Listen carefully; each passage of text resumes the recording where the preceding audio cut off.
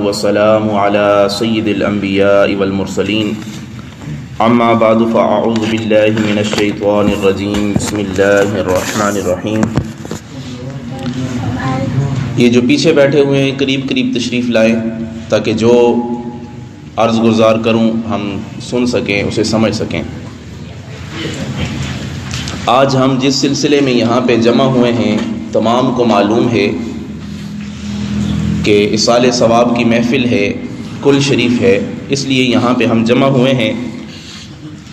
اصالِ ثواب کی محفل ہو یا کل شریف ہو تو ہم یہ ساری چیزیں سنتے لیتے ہیں، یہ ساری چیزیں ہمیں تقریباً ازبر ہو چکی ہیں۔ یہاں پہ آپ کے سامنے چند چیزیں بیان کروں گا کہ اللہ تعالیٰ نے دنیا میں جن ہستیوں کو بھی بھیجا ہے تو ان کو کوئی نہ کوئی شان، کوئی نہ کوئی مرتبہ، کوئی نہ کوئی عظمت عطا فرمائی ہے۔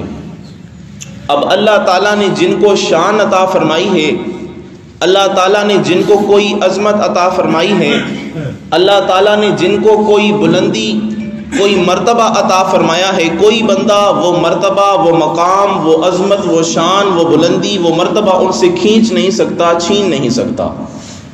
اب ہر بندے کی اپنی ایک عظمت ہے، اس کی اپنی ایک بلندی ہے، اس کا اپنا ایک مقام ہے۔ اب ہمارے معاشرے میں دیکھا جائے تو سب سے پہلے جو ہم پہ کرم ہے، سب سے پہلے جو ہم پہ فضل فرمایا ہے، وہ اللہ تعالیٰ نے ہم پہ فضل فرمایا ہے کہ ہمیں زندہ رکھا ہوا ہے۔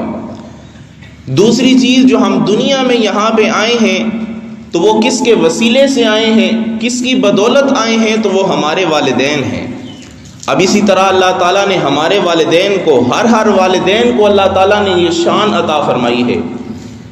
اب یہاں پہ آپ بھی والدین ہوں گے، آپ یہ سمجھ رہے ہوں گے کہ شاید ہماری شان نہیں ہے۔ اللہ تعالیٰ نے ہر اس شخص کو شان عطا فرمائی ہے کہ جو کسی نہ کسی کا والد ہے۔ اب یہ میں نہیں کہہ رہا بلکہ اللہ تعالیٰ کی پاک کتاب ارشاد فرما رہی ہے۔ اللہ تعالیٰ نے ارشاد فرمایا وَوَصَّيْنَا الْإِنسَانَ بِوَالِدَيْهِ إِحْسَانًا، اور ہم نے انسان کو یہ وصیت فرمائی ہے کہ اپنے والدین کے ساتھ حسن سلوک کرے۔ اور پھر یہاں پہ والدین میں دو کیٹیگریاں ہیں، ایک والد ہے، ایک والدہ ہے۔ والدہ کا مقام زیادہ ہے کیونکہ اس نے بیٹا جننے میں، اس کو پالنے پوسنے میں زیادہ تکلیف بیان کی ہے، زیادہ تکلیف برداشت کی ہے۔ قرآن کریم میں اللہ تعالیٰ فرماتا ہے حملتہ امہ کرہا ووضعتہ کرہا، کہ اسے جننے میں، اسے پالنے میں، پیٹ میں رکھنے میں اس نے تکلیف در تکلیف جو ہے یہ مرحلہ طے کیا ہے۔ اس وجہ سے والدہ کو اللہ تعالیٰ نے جو ہے وہ 3 مقام عطا فرمائے ہیں۔ والد کے مقابلے میں 3 درجے زیادہ جو ہے وہ والدہ کو مقام عطا فرمایا ہے۔ اسی وجہ سے حضرت عبداللہ بن مسعود رضی اللہ تعالی عنہ جب حضور علیہ الصلوۃ والسلام کی بارگاہ میں عرض کرتے ہیں یا رسول اللہ میں حسن سلوک سب سے زیادہ کس سے کروں، حضور علیہ الصلوۃ والسلام نے فرمایا اپنی ماں سے۔ پھر پوچھا حضور نے، فرمایا اپنی ماں سے۔ تیسری مرتبہ پوچھا، فرمایا اپنی ماں سے۔ چوتھی مرتبہ پوچھا تو حضور علیہ الصلوۃ والسلام نے فرمایا اپنے والد سے۔ پتہ چلا والدہ کا مقام والد سے زیادہ ہے، لیکن والد کا بھی بڑا مقام ہے۔ والد کے مقام و مرتبے کو بھی پس پشت نہیں ڈالنا چاہیے۔ صبح سے لے کر شام تک جو ہمیں کما کے دیتا ہے وہ ہمارا والد ہے، جو اپنے پسینے، اپنے خون کی کمائی ہمارے لیے لاتا ہے وہ ہمارا والد ہے۔ صبح سے لے کر شام تک ہمارے لیے پیسے جمع کرتا ہے، اور جب بچہ جوان ہو جاتا ہے کہتا ہے میں نے گاڑی لینی ہے، میں نے رکشہ لینا ہے، میں نے موٹر سائیکل لینا ہے۔ اب جب گاڑی لے لی اس کے پیچھے لکھ کے لا دیا مجھ پہ میری ماں کا کرم ہے، یا یہ سب ماؤں کی دعاؤں کا صلہ ہے۔ حالانکہ ساری دن ساری رات تیرے والد نے تیرے لیے محنت کی ہے، تجھے چاہیے تھا کہ باپ کا نام بھی لکھتا، لیکن تو نے صرف ماں کا نام لکھ دیا ہے۔ یہاں پہ والدین کا نام دونوں لکھنا چاہیے تاکہ آپ دونوں کا حق ادا کر سکیں۔ اب قرآن کریم میں اللہ تعالیٰ ارشاد فرماتا ہے وَقَضَىٰ رَبُّكَ أَلَّا تَعْبُدُوا إِلَّا إِيَّاهُ، اللہ تعالیٰ ارشاد فرماتا ہے، حکم دیتا ہے کہ تم عبادت کرو تو صرف اللہ تعالیٰ کی کرو، صرف اسی کی عبادت کرو۔ اور پھر وَبِالْوَالِدَيْنِ إِحْسَانًا، لیکن حسن سلوک کی جب باری آئے تو پھر اپنے والدین کے ساتھ نرمی کرو، اس کے ساتھ حسن سلوک سے پیش آؤ، بڑی محبت کے ساتھ پیش آؤ۔ پھر اللہ تعالیٰ ایک اور اگلے مقام پہ ارشاد فرماتا ہے اما یبلغن عندک الکبر، اگر ان دونوں میں سے بڑھاپے کو کوئی پہنچ جائے، احداہما او کلاہما، یا والد یا والدہ یا پھر دونوں بڑھاپے کو پہنچ جائیں، تو پھر تمہارا طرز عمل کیا ہونا چاہیے، ان کے ساتھ اٹھنا بیٹھنا کیسا ہونا چاہیے، ان کے ساتھ گفتگو کا انداز کیسا ہونا چاہیے۔ اللہ فرماتا ہے فَلَا تَقُلْ لَهُمَا أُفٍّ وَلَا تَنْهَرْهُمَا وَقُلْ لَهُمَا قَوْلًا كَرِيمًا، اور جب یہ بوڑھے ہو جائیں تو پھر ان کے ساتھ اف نہ کہو، ان کو جھڑکو نہیں، بلکہ جب بھی ان سے بات کرو تو نرمی سے ان سے بات کرو، حسن سلوک سے ان سے بات کرو۔ اب والد اس سٹیج پہ پہنچ چکا ہے، والدہ اس سٹیج پہ پہنچ چکی ہے کہ بڑھاپے کی وجہ سے، کمزوری کی وجہ سے ان کے ہاتھ کانپنا شروع ہو چکے ہیں۔ اب ایک اچھا سیٹ آپ کے برتن کا، اس میں آپ نے ان کو کھانا پیش کیا، پانی کے گلاس میں ان کو پانی پیش کیا، چائے پیش کی، عمدہ پیالی تھی، والد کے ہاتھ کانپ رہے ہیں، والدہ کا ہاتھ کانپ رہا ہے، اتنے میں وہ پیالی گر کے ٹوٹ گئی ہے، وہ برتن کے سیٹ میں سے ایک پیس خراب ہو چکا ہے۔ اب آپ نے یہ نہیں کہنا کہ والد صاحب اف یہ کیا کر دیا ہے، سارا سیٹ خراب کر دیا ہے، یہ میں نہیں بلکہ ہمارا رب ہمیں کہہ رہا ہے۔ اللہ تعالیٰ فرماتا ہے فَلَا تَقُلْ لَهُمَا أُفٍّ، انہیں اف تک نہ کہو۔ اگر تمہارے برتن ٹوٹ جاتے ہیں، کوئی چیز ان سے گر کے ضائع ہو جاتی ہے تو انہیں اف نہ کہو، وَلَا تَنْهَرْهُمَا، اور انہیں جھڑکو مت کہ آپ بوڑھے ہو چکے ہیں، آپ کو یہ بات سمجھ نہیں آتی، ہم جوان ہیں، آج کل کے دور میں آپ کو یہ بات سمجھ نہیں آتی، بلکہ ایسا کہنے کا حکم نہیں ہے ورنہ نافرمانی کے زمرے میں آ جائے گا۔ اللہ فرماتا ہے وَقُلْ لَهُمَا قَوْلًا كَرِيمًا، ان سے کہو تو نرم گفتگو سے، ان سے بات کرو تو اچھے لہجے میں، ایسے بات کرو کہ تاکہ ان کے سینے میں ٹھنڈ پڑ جائے۔ آج والدین کو بیٹے کیا مقام دے رہے ہیں، ہر وقت ان کی نافرمانی کر رہے ہیں۔ کیا اس لیے ہمیں پیدا کیا گیا تھا کہ ہم اپنے والدین کی نافرمانی کریں؟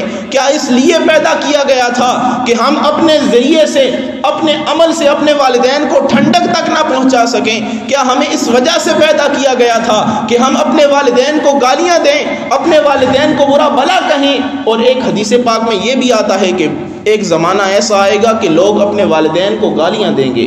صحابہ نے عرض کی یا رسول اللہ یہ کیسا زمانہ ہوگا، لوگ اپنے والدین کو کیسے گالیاں دیں گے؟ حضور علیہ الصلوۃ والسلام نے فرمایا جب کوئی بندہ دوسرے کے والد کو گالی دے گا تو وہ اس کے والد کو گالی دے گا، تو اس کا مطلب یہ ہے کہ یہ اپنے والد کو خود گالی دے رہا ہے۔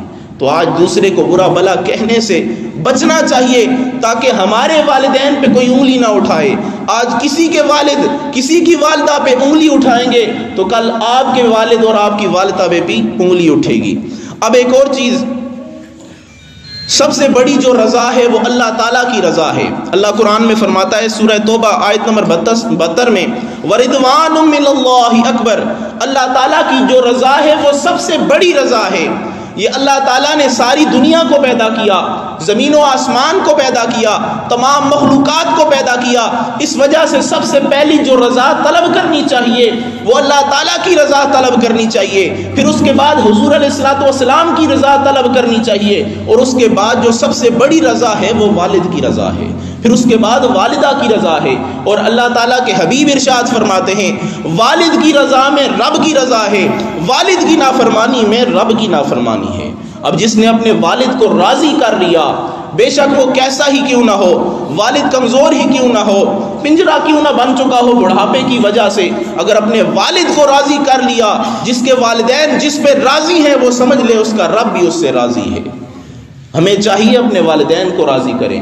آج کل کے دور میں لوگ اپنے والدین کو وقت نہیں دیتے، ان کے پاس بیٹھتے نہیں ہیں، ان کے پاس بیٹھ کے اچھی گفتگو کریں، ان کا دل بہلائیں، جس طرح بچپن میں وہ آپ کے ساتھ بیٹھ کے آپ کا دل بہلاتے تھے، ایک چیز بار بار بتاتے تھے تاکہ میرا بیٹا جو ہے یہ لفظ کہنا سیکھ جائے۔ لیکن جب والدین بڑھاپے کو پہنچتے ہیں، کسی ایک چیز کے بارے میں 10 دفعہ سوال کر دیں، بیٹے کو غصہ آ جاتا ہے۔ جن کے ہماری رگوں میں جس کا خون بس رہا ہے، ہماری رگوں میں جس کا دودھ بس رہا ہے، کیا اس نے ہمیں اس لیے دودھ پلایا تھا، ہماری رگوں میں اس وجہ سے خون پہنچایا تھا کہ ہم جب جوان ہو جائیں، شباب کے عالم میں پہنچ جائیں تو اپنے والدین کی نافرمانی کرتے پھریں؟ اب اسی طرح اگر والدین نافرمان ہوں، مثلا وہ کافر ہوں، تو پھر کیا حکم ہے؟ کافر ہوں والدین اور بیٹے کو یہ بھی کہہ دے کہ اسلام کو چھوڑ دو، دین اسلام کو ترک کر دو، کفر کی طرف آ جاؤ، تو پھر والدین کی نافرمانی تو کرنی ہے لیکن ان کی بے ادبی نہیں کرنی۔ یہ میں نہیں، ہمارا رب ارشاد فرماتا ہے، اللہ تعالیٰ فرماتا ہے وَإِن جَاهَدَاكَ عَلَىٰ أَن تُشْرِكَ، اگر وہ تجھے یہ اس طرف دعوت دیں یا وہ یہ کوشش کریں کہ تو شرک کر بھی میرے ساتھ، مَا لَيْسَ لَكَ بِهِ علم، اور تجھے اس بات کا علم نہ ہو کہ یہ شرک ہے، فَلَا تُطِعْهُمَا، تو تو ان کی وہ بات نہ مان، وَصَاحِبْهُمَا فِي الدُّنْيَا مَعْرُوفًا، اور دنیا میں ان کے ساتھ اچھا سلوک کر۔ اسی طرح اللہ تعالیٰ کے پیارے رسول کے ایک پیارے صحابی حضرت سعد بن ابی وقاص حضور علیہ الصلوۃ والسلام کی بارگاہ میں آئے کہ میری والدہ مجھے بار بار کہتی ہیں کہ دوبارہ کفر کی طرف لوٹ آؤ، دین اسلام کو ترک کر دو، اگر تم نے دین اسلام کو ترک نہ کیا میں کھانا پینا چھوڑ دوں گی۔ اب وہ دھوپ پہ بیٹھ گئیں، بارسین میں بیٹھ گئیں، 3 دن گزر گئے، کھانا پینا چھوڑ دیا، حتیٰ کہ ان کے رشتہ دار ان کے منہ میں کوئی چیز ڈالتے تو وہ کیا کر دیتی، الٹی کر دیتی، باہر نکال دیتی۔ اپنے بیٹے کو کہتی کہ اگر تم دین اسلام کو چھوڑ کے واپس نہیں آ جاتے تو میں جو ہے وہ یہ کھانا پینا نہیں کروں گی۔ آپ نے فرمایا کہ آپ کھانا پینا بے شک چھوڑ دیں، آپ تو ایک ماں ہیں، اگر مجھ پہ میری 1000 مائیں میرے سامنے ایڑیاں رگڑتے رگڑتے مر جائیں تو میں پھر بھی جو ہے وہ دائرہ اسلام سے خارج نہیں ہوں گا، کفر کی طرف نہیں لوٹوں گا۔ لیکن وہاں پہ بھی آپ نے جو ہے وہ ادب کا دھیان رکھا، ادب کا لحاظ رکھا، اپنی والدہ کو چھوڑا نہیں، ان کے لیے برے الفاظ نہیں کہے۔ تو پتہ چلا اگر والدین مشرک بھی ہوں یا نافرمان بھی ہوں تو تب بھی ان کی اچھی طرح جو ہے وہ دیکھ بھال کرنی چاہیے، ان کے ساتھ حسن سلوک کرنا چاہیے۔ اسی طرح اور بھی بہت ساری حدیثوں میں آتا ہے، اور ادب المفرد امام بخاری رحمۃ اللہ تعالی علیہ کی کتاب ہے، حضرت عطا فرماتے ہیں کہ ایک شخص حضرت عبداللہ بن عباس کے پاس آیا، عرض کرنے لگا کہ میں نے ایک عورت کو نکاح کا پیغام بھیجا، اس نے انکار کر دیا۔ اب چند دن گزرے، اس عورت نے کسی اور لڑکے کو نکاح کا پیغام بھجوا دیا، ان کی آپس میں شادی ہو گئی، مجھے پتہ چلا، مجھے غصہ آ گیا، میں نے جو ہے وہ اس عورت کا قتل کر دیا ہے۔ اب ابن عباس کی بارگاہ میں حاضر ہو کے عرض کرتے ہیں کیا میرے لیے کوئی توبہ کا دروازہ ہے؟ انہوں نے پوچھا کہ بتاؤ کیا تمہارے والدین زندہ ہیں؟ انہوں نے کہا نہیں، ہمارے والدین زندہ نہیں ہیں۔ تو اس نے کہا کہ زیادہ نیکیاں کرو، اعمال صالحہ بجا لاؤ اور اللہ کی بارگاہ میں توبہ کرو، تمہاری توبہ قبول ہو جائے گی۔ حضرت عطا فرماتے ہیں جب وہ شخص چلا گیا، میں نے ابن عباس سے پوچھا، اے ابن عباس آپ نے یہ کیوں پوچھا کہ ان کے والدین زندہ ہیں یا نہیں، حالانکہ اس نے قتل کیا ہوا تھا؟ تو انہوں نے کہا کہ سب سے بڑی نیکی یہ ہے، میں نے حضور علیہ الصلوۃ والسلام کے منہ مبارک سے یہ سنا ہے کہ سب سے بڑی نیکی، سب سے کامل نیکی یہ ہے کہ اپنے والدین کے ساتھ اچھا عمل کیا جائے، اپنے والدین کے ساتھ حسن سلوک کیا جائے۔ تو اگر وہ اپنے والدین کے ساتھ حسن سلوک کرتا تو مجھے یقین تھا کہ اللہ تعالیٰ اس کے اس گناہ کو معاف کر دیتا۔ اب ایک اور چیز، ہم ولیوں کے پاس جاتے ہیں، کس لیے جاتے ہیں؟ ہماری دعا قبول ہو جائے۔ بزرگوں کے پاس جاتے ہیں، مزارات پہ جاتے ہیں، میں یہ نہیں کہتا نہیں جانا چاہیے، جائیں، لیکن وہاں پہ جو دعا کرتے ہیں وہ شاید قبول ہو نہ ہو، شاید اللہ تعالیٰ قبول کرے نہ کرے، لیکن ایک ہستی ایسی ہے کہ اگر آپ اس کے قدموں پہ بیٹھ کے ان کے قدم دبائیں گے، اگر انہوں نے اپنے ہونٹوں کو ہلا دیا تو آپ کی دعا آپ کے بارے میں قبول ہو جائے گی۔ اور وہ 3 ہستیاں، ایک مسافر کی دعا، ایک مظلوم کی بد دعا، اور تیسرا جب والد اپنی زبان کو اپنے بیٹے کے لیے حرکت دے دے تو اللہ تعالیٰ کی بارگاہ میں قبول ہو جاتی ہے۔ تو ہمیں چاہیے اپنے والدین کی خدمت کریں، اپنے والدین کے ساتھ اچھا سلوک کریں، اور جو دنیا میں اپنے والدین کے ساتھ اچھا سلوک کرتے ہیں اس دنیا میں بھی کامیاب ہوں گے اور آخرت میں بھی کامیاب ہوں گے۔ اب آخر میں 2 چیزیں صرف بتاتا چلوں، ایک فرض نماز کے بعد 33 مرتبہ سبحان اللہ پڑھا کریں، 33 مرتبہ الحمدللہ پڑھا کریں، اور 34 مرتبہ اللہ اکبر پڑھا کریں۔ اس کی بڑی فضیلت ہے۔ صحابہ حضور علیہ الصلوۃ والسلام کی بارگاہ میں آئے، عرض کرنے لگے یا رسول اللہ، یہ جو امیر صحابہ ہیں ہم سے فضیلت لے گئے ہیں، ہم سے آگے نکل گئے ہیں، کیوں؟ یہ زکوٰۃ ادا کرتے ہیں، صدقات و خیرات کرتے رہتے ہیں، نمازیں تو ہمارے ساتھ پڑھتے ہیں، باقی اعمال ہماری طرح ہی کرتے ہیں، لیکن یہ صدقات و خیرات بہت کرتے ہیں، ہمارے پاس بیلنس نہیں ہے، ہمارے پاس پیسے نہیں ہیں، ہم کس طرح خیرات و صدقات کریں؟ حضور علیہ الصلوۃ والسلام نے فرمایا میں تمہیں ایک ایسا عمل بتاتا ہوں، اگر وہ تم کرتے رہو تو ان کی فضیلت سے بھی تمہاری فضیلت زیادہ ہو جائے گی، تم ان سے سبقت لے جاؤ گے۔ صحابہ کو جب بتایا گیا کہ یہ والا عمل کرو کہ ہر فرض نماز کے بعد 33 مرتبہ سبحان اللہ 33 مرتبہ الحمدللہ اور 34 مرتبہ اللہ اکبر کہو۔ تو انہوں نے یہ عمل شروع کر دیا۔ اب جو امیر صحابہ تھے ان کو بھی پتہ چل گیا کہ یہ عمل کی بڑی فضیلت ہے، انہوں نے بھی یہ عمل شروع کر دیا۔ اب وہ غریب صحابہ پھر حضور کی بارگاہ میں آئے، یا رسول اللہ انہیں وہ عمل کا پتہ چل گیا ہے، وہ بھی کر رہے ہیں۔ حضور علیہ الصلوۃ والسلام نے فرمایا اللہ تعالیٰ بڑا کریم ہے، جس سے چاہے نیک عمل کرا لے، تم بھی کرتے رہو وہ بھی کرتے رہیں، تمہارا درجہ بھی بڑھتا جائے گا، ان کا درجہ بھی بڑھتا جائے گا۔ تو اس حدیث پاک سے ہمیں بھی یہ چاہیے کہ جب بھی فرض نماز پڑھیں اس کے بعد یہ عمل کریں۔ اور دوسرا، سورہ اخلاص کی بڑی فضیلت ہے۔ ہمارے بزرگ اکثر گلیوں میں بیٹھ کے، چوراہوں میں بیٹھ کے یا کسی حجرے میں بیٹھ کے فضول گپیں ہانکتے رہتے ہیں، فضول باتیں کرتے رہتے ہیں، یا گھروں میں ہماری مائیاں آپس میں باتیں کرتے رہتی ہیں۔ تو انہیں چاہیے کہ آپ انہیں ایک چھوٹا سا عمل بتا دیں۔ سورہ اخلاص ایسی سورت ہے کہ جو ہر بزرگ ہر جوان کو آتی ہے، اس کی بڑی فضیلتیں ہیں۔ سورہ اخلاص حضور علیہ الصلوۃ والسلام نے فرمایا صحابہ سے ایک رات کہ میں آج رات کو آؤں گا اور آپ کو تہائی قرآن کریم سناؤں گا، یعنی ایک قرآن کریم کا تیسرا حصہ یعنی 10 سپارے سناؤں گا۔ اب صحابہ رات کو وضو کر کے جمع ہو گئے، حضور علیہ الصلوۃ والسلام آئے، سورہ اخلاص ایک دفعہ پڑھی، واپس کمرے میں تشریف لے گئے۔ صحابہ آپس میں گفتگو کرنے لگے، یا رسول اللہ کہ حضور علیہ الصلوۃ والسلام آئے اور ہمیں جو ہے وہ صرف سورہ اخلاص ایک دفعہ سنائی اور چلے گئے، اور یہ کہہ رہے تھے، یہ ارشاد فرما رہے تھے کہ تہائی قرآن کریم کی تلاوت کروں گا۔ پھر تھوڑی دیر بعد حضور علیہ الصلوۃ والسلام باہر آئے اور فرمایا کہ میں نے تمہیں کہا تھا میں تہائی قرآن کریم کی تلاوت کروں گا، اور سورہ اخلاص یہ 3 دفعہ پڑھنا مکمل قرآن کریم پڑھنے کے ثواب کے برابر ہے، اور ایک دفعہ پڑھنا یہ تہائی قرآن کے برابر ہے۔ اسی طرح سورہ اخلاص کے بارے میں یہ بھی آتا ہے، ایک صحابی رسول ہر نماز میں آخری رکعت میں یا ایک صحابی پہلی رکعت میں سورہ اخلاص پڑھا کرتے تھے۔ حضور علیہ الصلوۃ والسلام قوم نے شکایت کر دی، حضور علیہ الصلوۃ والسلام نے بلایا، پوچھا کہ ہر رکعت کی شروع میں سورہ اخلاص پڑھ کے پھر دوسری رکعت پڑھتے ہو، پھر دوسری سورت پڑھتے ہو، یا ہر رکعت کی آخری رکعت میں سورہ اخلاص پڑھتے ہو، وجہ کیا ہے؟ عرض کرنے لگے یا رسول اللہ مجھے سورہ اخلاص سے محبت ہے۔ حضور علیہ الصلوۃ والسلام نے فرمایا یہ تیری سورہ اخلاص سے محبت تمہیں جنت میں داخل کر دے گی۔